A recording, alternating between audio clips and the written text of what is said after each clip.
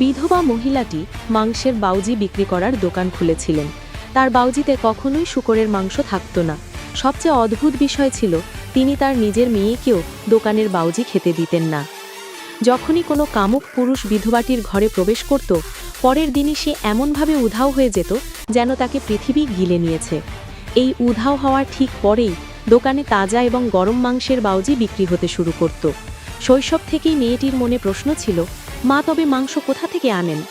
10 বছর পর মেয়েটি বড় হলো এবং রহস্যের সমাধান করার সিদ্ধান্ত নিল। সে গোপনে এক গ্রাহকের কাছ থেকে 100 ইউয়ান দিয়ে কিছু বাউজি কিনল।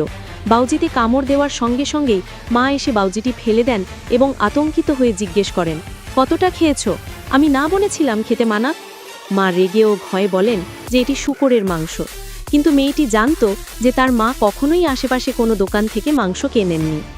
মেয়েটি তখন সন্দেহ করতে শুরু করে, উধাও হওয়া পুরুষদের সঙ্গে কি এই বাউজির মাংসের কোনো যোগ আছে? এক রাতে মা ঘুমিয়ে যাওয়ার পর মেয়েটি সাহস করে রান্নাঘরে যায়। সেখানে মাকে দেখে তার আত্মা কেঁপে ওঠে। মা তাকে ধাক্কা দিয়ে বের করে দিলেও মেয়েটি রান্নাঘরের ভেতর থেকে এক ব্যক্তির বাঁচাও চিৎকার শুনতে পায়। 3 মাস পর মেয়েটি তার প্রেমিক লামিংকে নিয়ে বাড়ি আসে। মা হাসি মুখে তাদের অভ্যর্থনা জানান এবং খাবার বানানোর জন্য প্রস্তুত হন। রান্নাঘরের দিকে যাওয়ার সময় মেয়েটি ফিসফিস করে তার প্রেমিককে বলে, মার উপর নজর রেখো,